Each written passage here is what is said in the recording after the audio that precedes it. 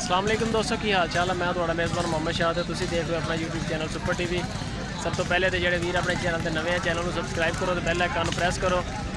मदरसा मंडी आए हैं तो मक्खी चीनी कलर नज़र आ रहा होना माशाल्लाह। मक्खी चीनी हर पासे चलते हैं मंडी इंशाल्लाह, देखते हैं रेट शेट कि सूरत यार किन्ने का है। मैं वीडियो बना रहा सिर्फ रेट शेट की मांग रहा वैसे 1,20,000।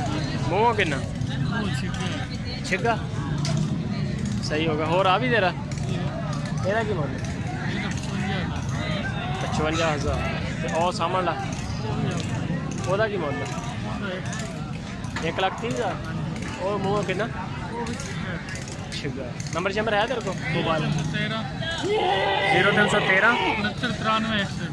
75 69 101।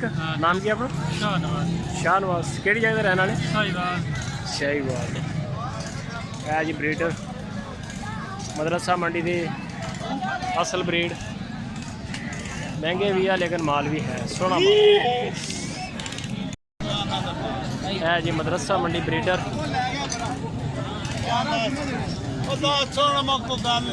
कर लो अच्छा हो ज़्यादा जी जरा कन फड़िया 45,000 रुपये मांग रहे। अच्छा सर की रेट मांग रहे हैं 52,000 हाँ जी।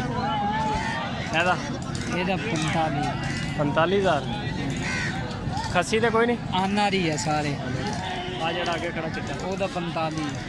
नंबर शंबर है तेरे को मोबाइल नंबर बोलो 0310 36 27 27 753। नाम की अपना मरातब हुसैन मरातब सैन केड़ी जगह रहने वाले असी साहीवाल सहीवाल दे।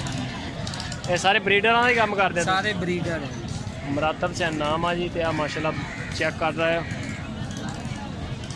A1 माल सोने ब्रीडर।